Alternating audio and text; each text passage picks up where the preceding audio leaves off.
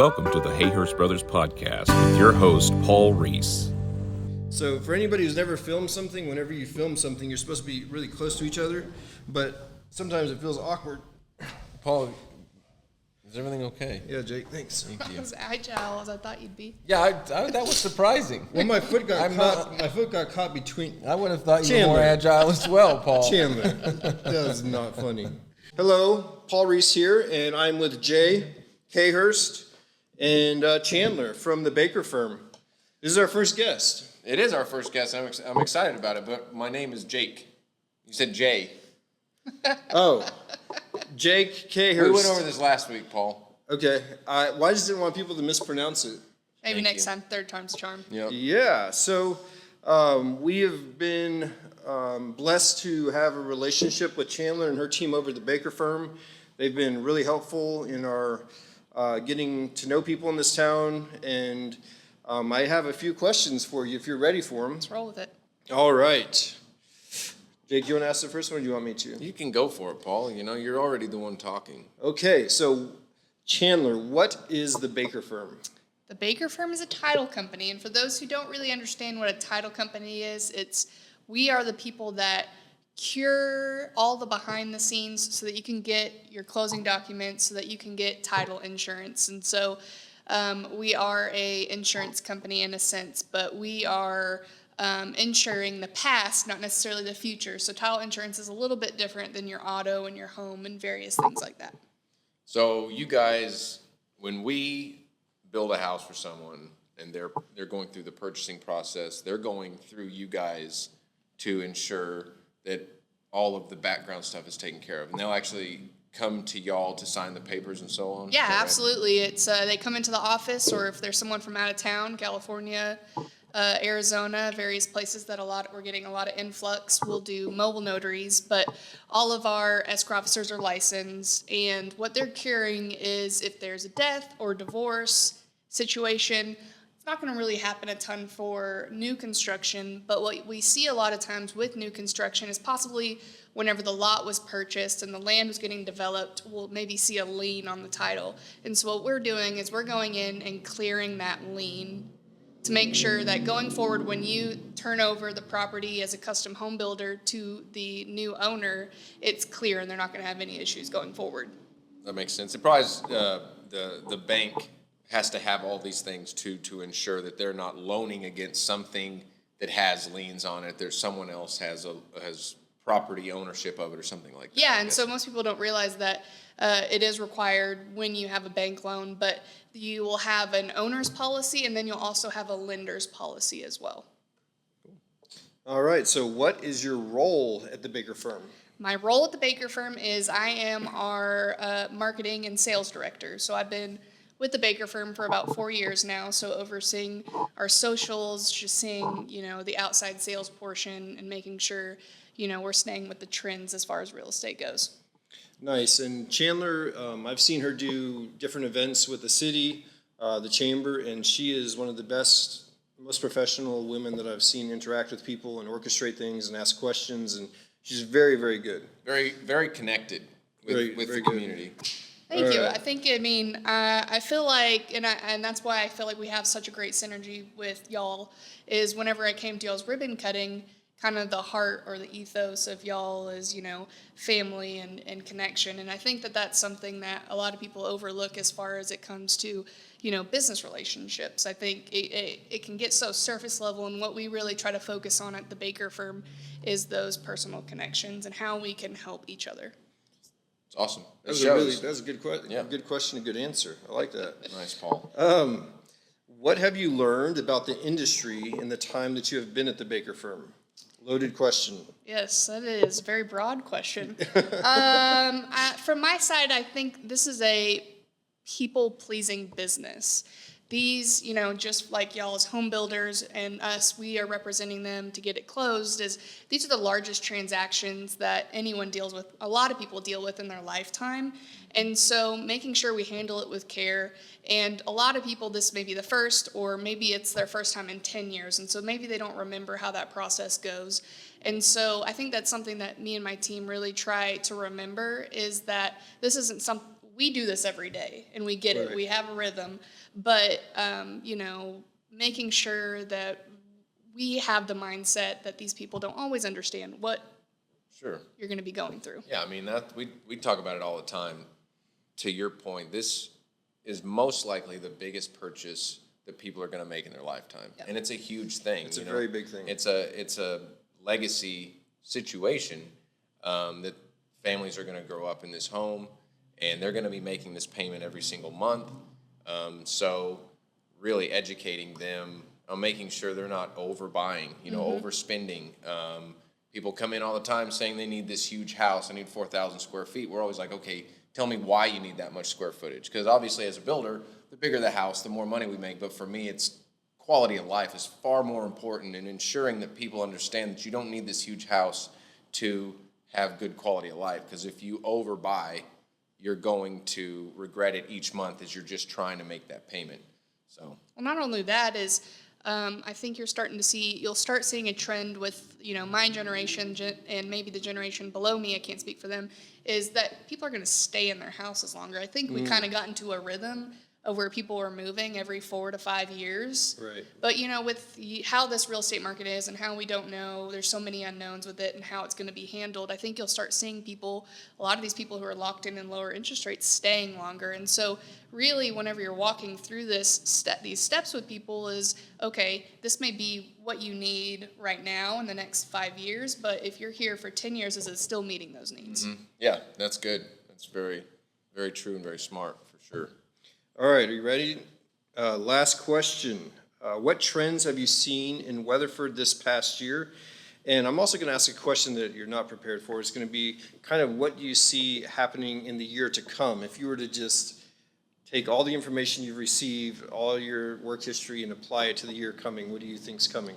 And are we talking about just real estate in general? Real estate in general, like the trends that you've seen kind of in this past year, and then what you could kind of see happening in the future. And this isn't like guaranteed. This is just, her My opinion guess? and thoughts. Yes. I think the last, 2020 to 2022, we had so many new developments pop up, and a lot of those developments have minimum square footage restrictions, and you're seeing a lot of those sit for a really long time. And I just think that a lot of these newer developments that come in are going to have to get more competitive just because the cost per square foot is so much higher than it used to be. And so, I suspect that there's going to start to be a trend of lower square footage requirements.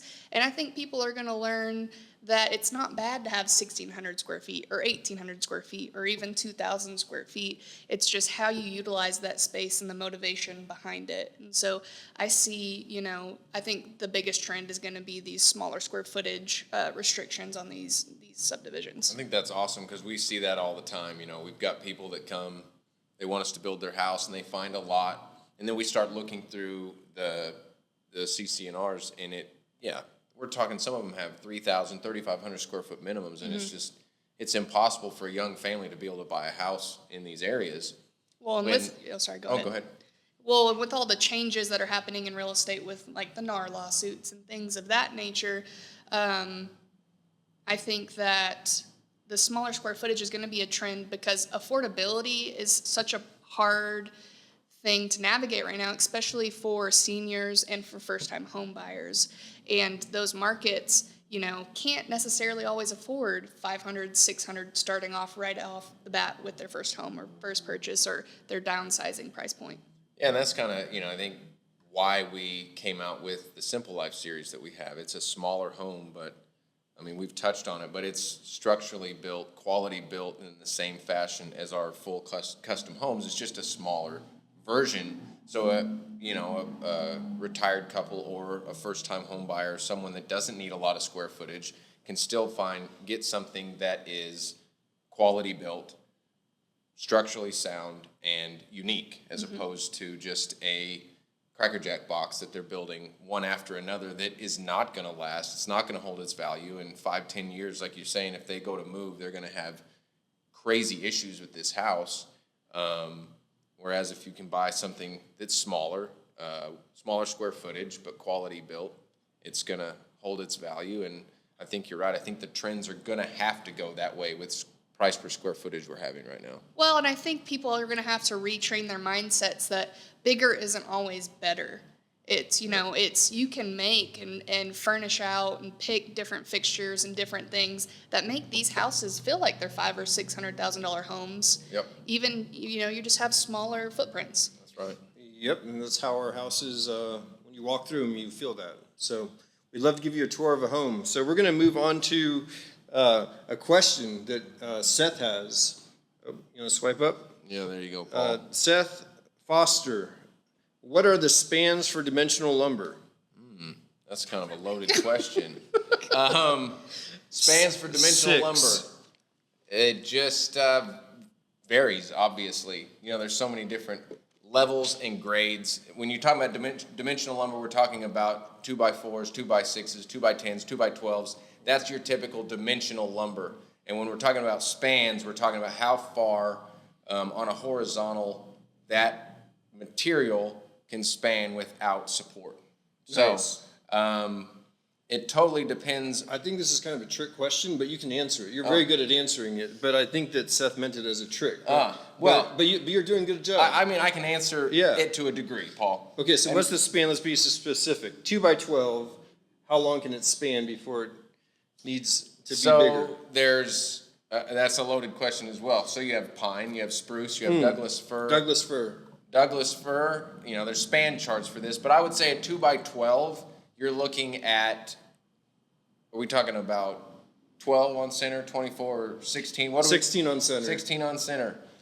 Standing seam roof, 8 inches of spray foam. I would not 5/8 span decking. more than probably 16 feet, Paul. Okay. Seth, There you go. Seth, that was your answer. All right, this is from Natalie and Adeline. How can someone make the selection process as easy as possible? It seems overwhelming. A lot of times what I tell clients is come in, do you like the way our houses look? That's why you're in here. Is you've looked online, you see the way our houses look. Trust us completely with every selection on the interior of your house, and it will go so well. Why are you laughing? Go on. And there will be no arguments in your family between you and your husband or you and your wife, and you can just blame it all on us if there's something you don't like, and then you don't have to get in arguments. The other option that we've created is... Yeah, that would be great, but that's not, women are not interested in letting a bunch of men pick out what they want in the house. I'm just saying, as an option, that is an option. Hey, yeah, it's an option. Trust us. So, but for the selection process, we work directly with an interior designer out of Fort Worth that you can go and sit down with them and go through all of your selections. And she's amazing. She understands our styling. She understands exactly what needs to go into the house, what colors work with what textiles work, tile. You pick everything out in the house with this interior designer in order to make sure everything's cohesive.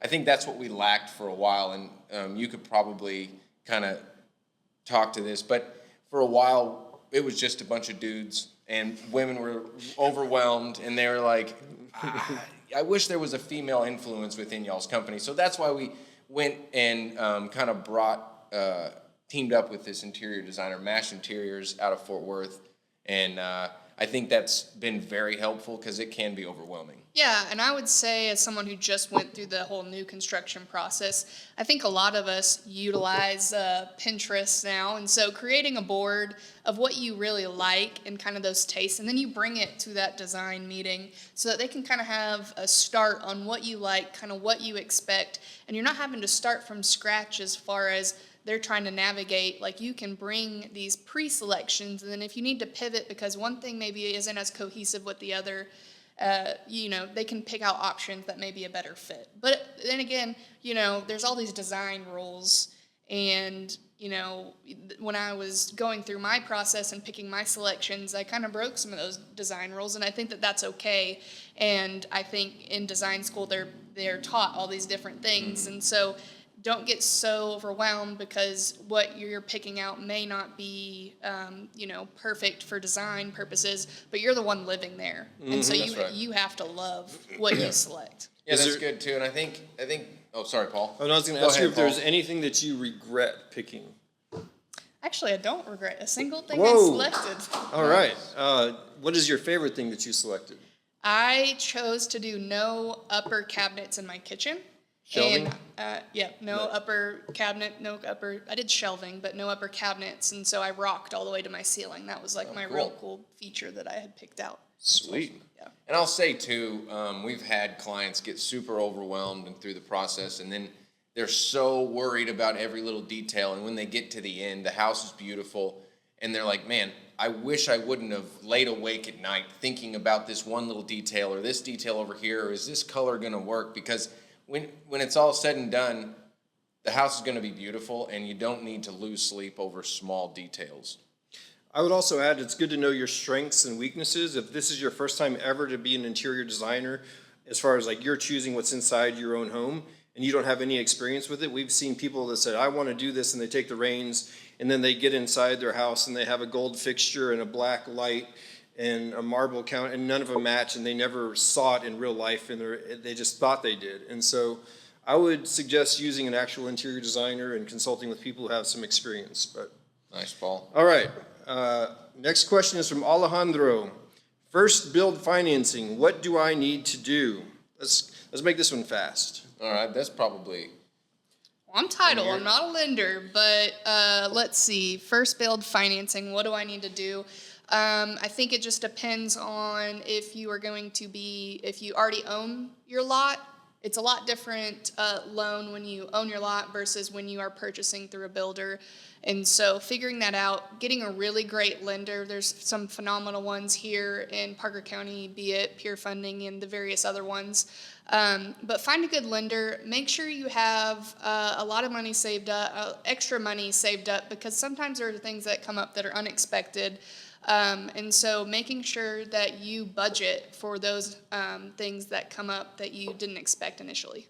Yeah, I think that's a good call. And also, work history is a big thing that we've seen. You know, for your first time, you're going to go in, and the ideal situation is to have 2 years of work history. So if you know you're going to want to buy a house and you're thinking, you know what, I'd really like to change my job, wait to do that until after you've got your house financed, because that's a main thing that they're going to look at. They're going to look at credit score. They're going to look at loan to value. They're going to look at Debt to income ratio. There's so many things they look at, and a major one is your work history. So just try to keep the job that you have, or at very least in the same field. So if you're a carpenter and you're working for a certain gentleman and you're going to go and get another job, if it's in the same field, you're still carpentry and you can show that work history, that's kind of a better case scenario than changing altogether. That's good information, Jake. I wasn't aware of that last part. Thank you. You're welcome, Paul. All right. Are y'all ready for the next question? Ashley, what's the best resources for someone who has basic structural design skills but wants to learn more about perfecting the art of building? I'm going to let Jake take the reins. Basic structural design skills. I would say hands-on. I mean, there's no replacement for actual hands-on work. You know, you can go to school for something and get all the head knowledge you want, but until you actually do it and you sit underneath someone, you find someone that's doing what you like to do or what you want to do, and just sit under them, have them teach you, even if you have to do it at a discounted rate. I think that would probably be the best education that you can do, is find someone that's really good at what you want to do and work for them, and just soak up as much knowledge from them as possible. Yeah, like Jake said in the last interview that we did, is that he went to school for construction sciences, but truly like building underneath the master builder in Jackson Hole, Wyoming, like physically building the house was more of an education than all of the schooling he did. So that kind of is a good example. Snake bit knives. Not snake bite, but snake bit knives, past tense. Nice. What are some guilty pleasure architectural styles? Ooh, Paul, this sounds like a question for you. I don't know what to do with the term guilty pleasure architectural styles, but I will say that I like the magazine Dwell. I like Scandinavian. I like modern. I like mid-century, Atomic Ranch, kind of all the things we do. I also like some things that we don't do. I like dirt homes that are compacted upon each other, rammed earth. Rammed I earth. like Paul's been talking hemp- about rammed hemp earth homes for about 5 years. Hemp homes, prefab homes. I think those are the future. I don't think We so, Paul. we differ in opinions, and there's some arguments sometimes. Wait, I'm not living in a dirt home. I'm gonna pass on that one. She's not into a dirt home, Paul. sometimes her eyes say things that her mouth isn't saying. Oh, well, if I were to after this, if I show you a picture of a rammed earth home, you'll be like, "That's the most beautiful home I've ever seen." And I changed my It's the one opinion. where they like grow the grass on the hill. No. I'll show you. Okay. It can be done very beautifully, but the climate has to be right, Paul. It can't be a climate of humidity. So the desert is a good place for rammed earth homes. I'm just but, envisioning like an anthill. No, you're gonna be like, these are the most stunning homes I've ever seen in my life. I wouldn't go that far, but they I'm- can be cool. But it's not the way of the future, Paul. I'm sorry. Oh, well, we'll see. The future will tell. I guess y'all can answer that question No, as well. I mean, I like your answer. I was just saying, I don't know that the dirt homes are the way of the future. What's your guilty pleasure architecture? I mean, I don't know what guilty pleasure actually means, but What do you enjoy? We'll just say, what do you I seem to enjoy? be drawn to, obviously, the mid-century modern movement and just their use of space, the simplicity of the homes. They're beautiful. They're efficient. The ones today are efficient, obviously. But that seems to be what I'm drawn to, especially on a piece of property. It's not in your face. It's not overwhelming. You're not looking at a house and seeing 90% of it as this giant roof. It's just a very simple design. So that's what I'm drawn to, but everybody's different. What style of house did you get? I love anything one story, simple layouts, very clean. I love symmetry, order. I also love European and like all the use of like organic rock and the really cool, how they make use of furniture as their pieces throughout their house and their kitchens. So Yeah, that's cool. At one point I wanted to build a fieldstone house. It's kind of the same concept, especially like over in Europe. The idea was, as people would come into an area, they would just use what they had, So a lot of the people coming across the plains, they were building log homes because that's what they had. But in other areas, there were no trees, so they'd build fieldstone houses. So in a similar of what you're talking about, using the resources of what you have where you are is a really cool concept. As in a dirt home, Paul. Thank y'all for making fun of me. Shell, not like it's kind of like a shell that you find on I think it's sea. maybe short for Shelley. Yeah, but it just says shell, but there's no double L, so I imagine you're correct. The question Not a is, seashell. well, no, it would say seashell. Right. When will y'all build closer to Dallas? And I'll just say, Shell, that I've been trying to convince the guys to expand their build range from the moment I've started working there. And Jake is a stickler for quality control, and he wants our project managers to do a good job on our houses, and so he says no, and then I say, well, maybe we should because we can get more homes built, and then he says no. And then what we've done is we've slowly expanded to where our 45-minute build range was around Bridgeport originally. Now we have a 30-minute build range around Weatherford. So we're getting closer to you, Shell. and Actually, maybe, no, that's further away. Weatherford's the wrong direction. Wait, Paul doesn't no. really know his directional. No, if you take Weatherford and 30 minutes from Weatherford and you go towards Dallas from 30 minutes we're from Weatherford. still 45 minutes from Dallas. It's not, Well, we're an hour and 15 from Dallas from Bridgeport. So we're closer. I think you're No, about the same exact Paul, distance. no. I'll show you on a map. I'm sorry, but So we're trying, Shell.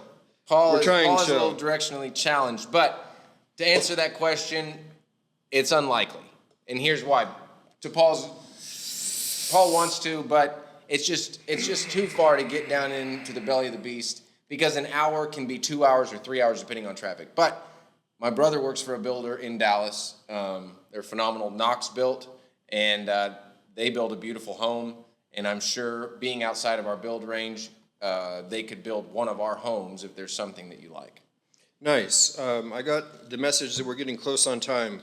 Ryan Guad, can we hire a different builder to build from your plans if we live outside your build range? Bam. So yes, as we just talked about, Ryan, you think Guad. that's Guad? It's either Guad or short for Guadalupe.